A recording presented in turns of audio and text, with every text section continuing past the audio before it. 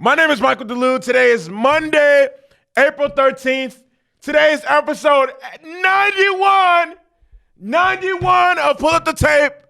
Oh, we are slowly but surely creeping towards episode 100, all right? Slowly but surely creeping towards episode 100. I'm really excited because once I get to 100, I'm about to ramp shit up. All right? So a really exciting weekend of sports. I don't even know. I do know where to begin because I want to show this a lot of love on my channel and on my podcast moving forward. And then I'm gonna get into basketball. Obviously, the NBA playoffs started on Saturday. A lot of really good games. Yesterday I came to my studio to record instant reactions to a lot of them, but yesterday morning the devil was working hard trying to stop me. You feel me? He stopped me, but nevertheless, we got right back to it. You feel me? We working. We never stop working. We never not working. That's one thing about me. I'm never not working. And with that being said, first things first. Errol Spence Jr.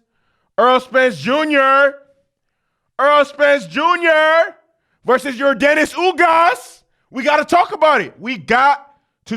Okay? So, Errol Spence fought Yordenis Ugás for him, and he put up his belt. And man, I think this is Errol Spence's third fight since his car accident. And every time he steps into the fucking ring, he looks like a fucking bully. Every time Errol Spence steps into the ring, he looks like a fucking bully. Errol Spence is a nigga. He's outside and he's active, nigga. Hey, first things first, he looked incredible. And I'm going to be the first to say, man, aside from, there's only one dude that I feel like can even compete with him, because outside that one dude, he is too strong, too fast, his work rate is too high, and he's just way too dominant for anybody that competes at the 147 division. He's just incredible. Like, bro, I don't know what the fuck Ugas was thinking, or not even just Ugas, anyone. If you are signing the contract to fight Errol Spence, please don't think that you can just stand in front of him and fight him. That's a recipe for disaster. That is not how you beat Errol Spence. No one in life has ever even came close to beating him doing that. So please, anyone that signs up to fight this man, please don't think you're gonna be a unicorn and beat. No, that is not it. You better come correct, because that's not how you're gonna beat him. Okay. First round was very competitive. That's probably the most competitive round out of the whole fight, because both of them were landing jabs, going to the body. Ugas landed some good right hands, some good shots too. I mean, yes, he got his ass beat, but he's a professional boxer, so he's gonna land jabs, land shots. He's gonna come in and try his very best to mix it up as well. But I mean, it's not like it's gonna be it's more than just landing shots. You got to come in and actually mix it up. Your work rate has to be there. Your defense has to be there. You have to stay competitive. You have to stay busy. You have to do things that honestly Ugas just did not do. And I understand why he didn't do it, nigga. He's fighting a fucking grizzly bear in the ring, like, nigga. He's fighting like one of the best pound for pound, like one of the best. It's between him and Bud Crawford, one of the best pound for pound fighters. So truthfully, I didn't expect him to really put much of a fight, but hey, it is what it is. A minute into the second round, Errol Spence Errol Spence just turned it up, nigga. He turned it up. That's what he turned it up, and then he just increased the pace and the tenacity, and it just it was over from there, honestly. And from that point on, I was just like, this is going to progressively keep getting worse and worse and worse for Ugas. In the third, fourth, and fifth round, Errol Spence it was no secret. Errol Spence didn't even use his jab. He walked straight into Ugas' kitchen and just started dominating the fight. Left uppercut, right hook, just whatever the fuck he wanted to do, he was doing that shit. whatever the one, he was in his kitchen mixing it up. And he was beating Ugas' ass like he stole something from him. I was just watching that shit like, damn, this is really, really bad. And I want to give Ugas some credit because even though he did get dominated, he also landed some good shots from time to time. He got his ass beat for sure, but I mean, he didn't get dominated every single minute of the fight. And there was that one, I mean, he was very selective with his punches, but even though he was very selective, and because he was selective, he was able to land good punches. And the times that he did land, he actually stunned and, hit and tagged Errol Spence multiple times. And there was even one time where it looked like he dazed him. But, that didn't last long. So, I mean, hey. And like I said, he threw punches and, he was effective at times, but it just wasn't enough to win. He didn't throw enough punches to win, to cause significant damage because majority of the time he was getting his ass beat. Majority of the time he was getting his ass beat. And look, I'm not even gonna lie, like at the end of the fight, when I seen Ugas' face, I was just like, God, no. Something for sure is broken. And that something for sure is broken because this don't look right. This does not look right at all. I went on YouTube and watched a video where a doctor explained what happened. And in the comments, and first of all, it was bad. Orbital fracture, all time. He was saying scar tissue, this, and that. Like, thank God the fight was stopped when it was because Ugas could have lost his eye. I'm like, nigga, lose his eye? Because I'm not going to lie, that shit looked bad. And in one of the comments, one of the users was like, man, Kell Brook said it himself. Spence hits way harder than Bud Crawford. Spence broke Ugas' nose, his eye, his orbital bone, and shit. Spence broke Kell Brook's rib. Like, Spence is a monster, nigga. Like, and what made me the most happy, like even outside of the performance that Errol Spence put on, as soon as he won the fight, he did exactly what I wanted him to do, and he called out Terrance Bud Crawford. And truthfully, I'm gonna be 100. I feel like I speak for everybody. Like that's where I feel like the UFC and MMA has the one up on boxing. Like UFC, you can't duck somebody as good as, if you're a champion or an elite fighter, you can't duck someone as good as you for years. Fucking no, for you can't even do that shit for a year. You can't even do that shit for months. Like, you can't duck someone that's as good as you that wants to fight you and that wants your belt. You can't. It's not possible. But boxing, you can do that shit. In boxing, you for sure can do that shit. But first thing he did when he won is he called out Terrance Bud Crawford and said, nigga, I want the smoke. What's the deal? Let's get it done. And I'm happy because it's April. It's April right now. Maybe we could get that fight in fucking November, December, something. Like, for sure, if it can't be done at the end of this year, early next year, for sure, has to be done because, I mean, I feel like I speak for everybody. It doesn't matter how many belts Errol Spence has. Nigga, Terrance Bud Crawford is standing right there at 147. You can't call yourself the undisputed pound-for-pound champion if you don't take that dude out. And vice versa. Bud Crawford can't say the same thing until he takes out Errol Spence. Feel me? And then whoever wins the close fight, run it back. Simply put, but nevertheless, I was impressed, excited. Every fight after Danny Garcia, Kell Brook, and Ugas, come on, man. Hey, Errol Spence is looking like a nigga. Man. I hope this gets done, and I'm more than positive it will get done because it seemed like Bud Crawford ain't ducking smoke either. He like, nigga, what's the deal? I'm the dead homies, nigga. Who want to fight, nigga? Who want to fight? What's up, nigga? I'm knocking shit out, nigga. So I'm really excited, man. Oh man, I love it. I love it. Whenever boxing can put two incredible fighters in the ring, make it happen. Let's get it done. Let's get it done. Okay, and then obviously I want to talk about this because this is I talked about it in a separate video, but I'm going to include it in today's podcast because it has to be included. I just want to talk about it even more because why the fuck not? The Boston Celtics beat the Brooklyn Nets 115-114, and I said it on my little reaction video, man. This game felt like a game 7. And I'm going to keep saying this. I think it's incredibly unfair that one of these two teams has to go home after this round. Like, I just don't think that's right. I don't think that's fair. I feel like the NBA should, I don't know, fix this type of shit. Like, I don't feel like a team like as good as the Brooklyn Nets and as talented as the Brooklyn Nets should ever go home in the first round. But unfortunately, I think that's what's going to happen. But with that being said, I'm gonna get into the game. Great game top to bottom.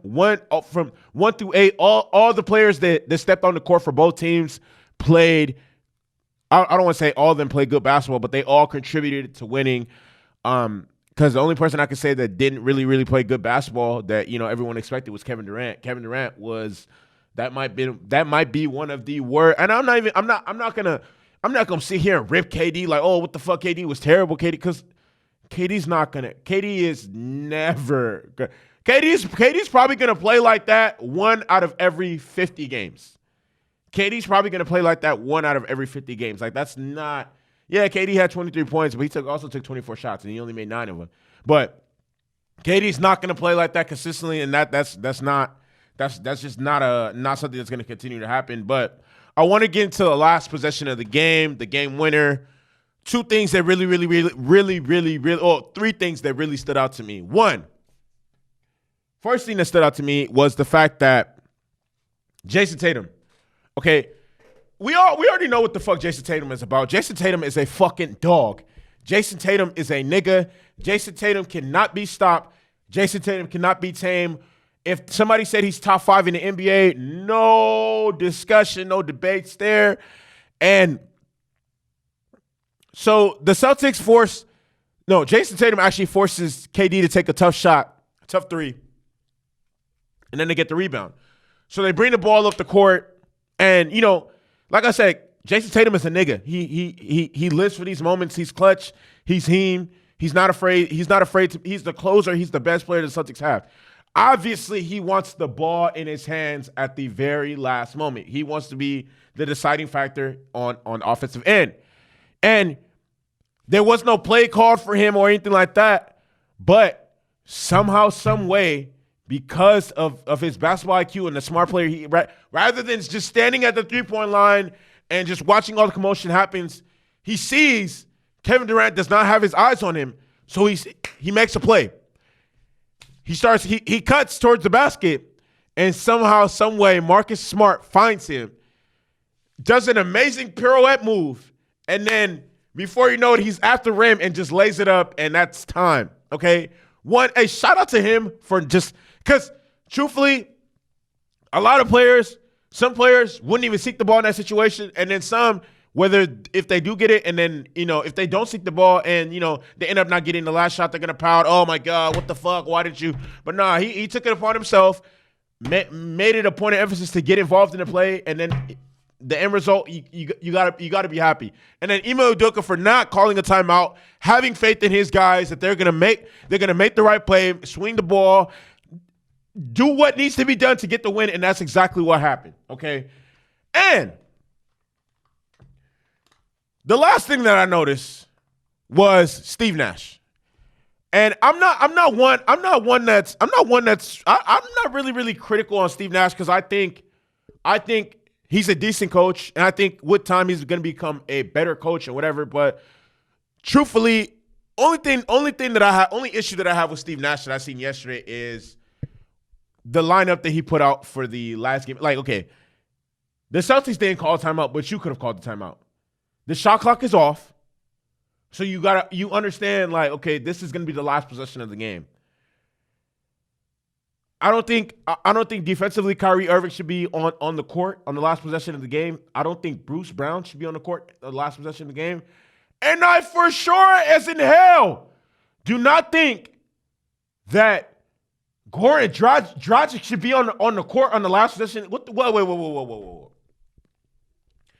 This is exactly why I find it difficult to believe that the Brooklyn Nets are going to win the championship on the last possession of the game.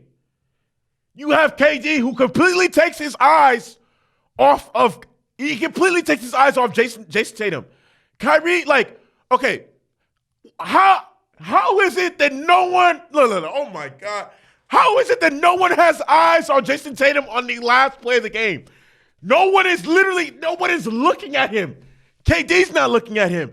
Kyrie's not looking at him. Claxton's not looking at him. Dragic, Bruce Brown. I understand Marcus Smart has the ball. How does no one think, oh shit, where the fuck is Jason Tatum? Where is Jason Tatum? He's obviously where? How is no one looking to see where Jason Tatum is on the court? This is exactly why I do not feel like the Nets are going to win a championship. It's in the playoffs, it's the smallest margins. The smallest margins as to why you win a game versus why you lose a game. Can anyone literally tell me that they have supreme confidence that in a do-or-die situation, the Nets can come up with a stop, not get a bucket, come up with a stop to win a game? Does anyone honestly believe that the Nets can come up with a stop to win a game? Look what the fuck they did yesterday on the last play of the game. Jason Tatum is unaccounted for. No one's even looking at him. KD is not looking at him. Kyrie's not looking at him. Bruce Brown is not looking at him. Claxton, Goran Dragic. Why is Goran Dragic even on the fucking court? Steve Nash, why is he even on the court? Hey, man, like I said, this is exactly why it's the smallest margins. In the playoffs, all teams are good. All teams are coached well. It's the tiniest things are what will make and break a series, a game. Just, man, oh man. Jason Tatum, 31 points. Jaylen Brown, 23 points. Marcus Smart and Al Horford both doubled their season output with 20 points. Man, and then, man, oh man, the Celtics defense, I got to give props to the Celtics defense, man, because, look. Here's another thing that I didn't mention about the Nets. The Nets, Kyrie hits a three, and the Nets are up. The Nets are up three. Kyrie hits a three, and the Nets are up three. And the last three possessions of the game, this is what the Celtics do. The Celtics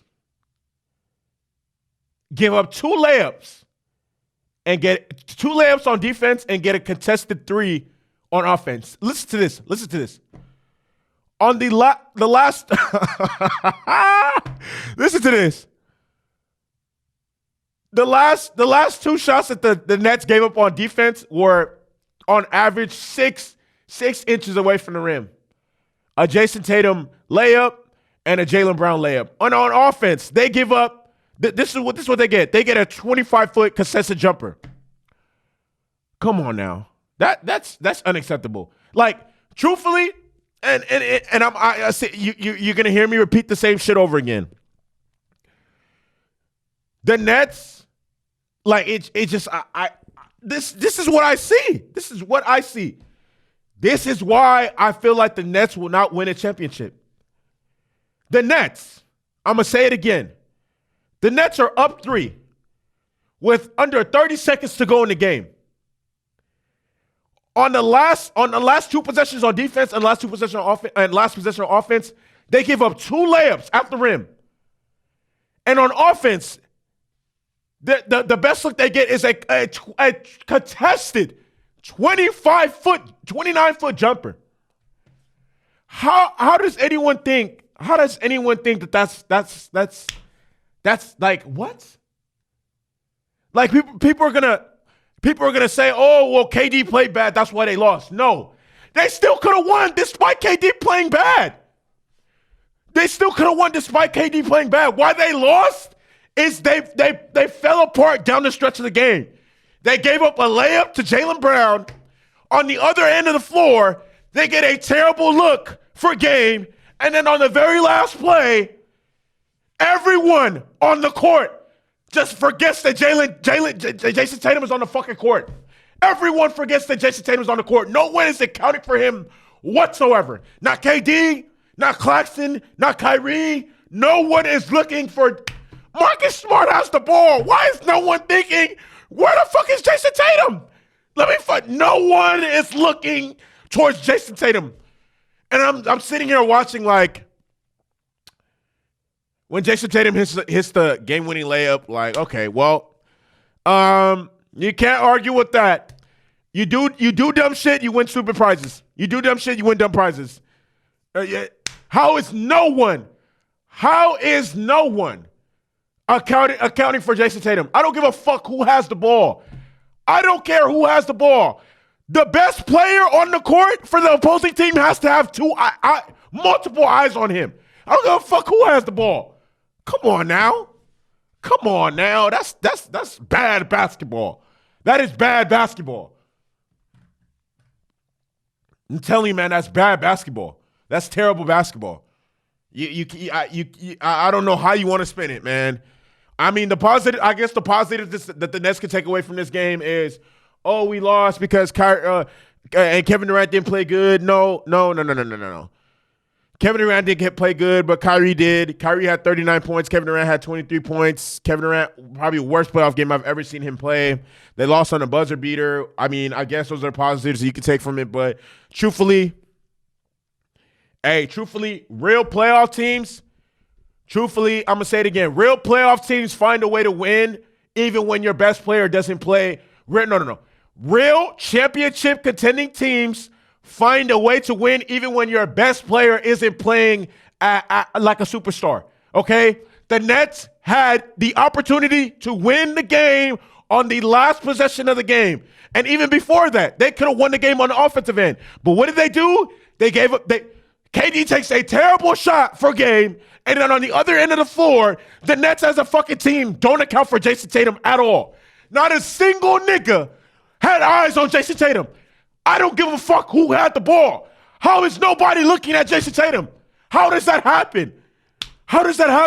Jason Tatum is looking like, ain't no one guarding me, ain't no one looking at me, off in a cut to the basket, and hopefully the ball finds me. And that's exactly what happened. With that being said, long live my brother. I'm going to keep saying this shit every fucking day. Long live my brother. Long live Pop. Long live Nip. Long live Gigi. Long live Kobe. Feel me? Whoa. I'm out this bitch.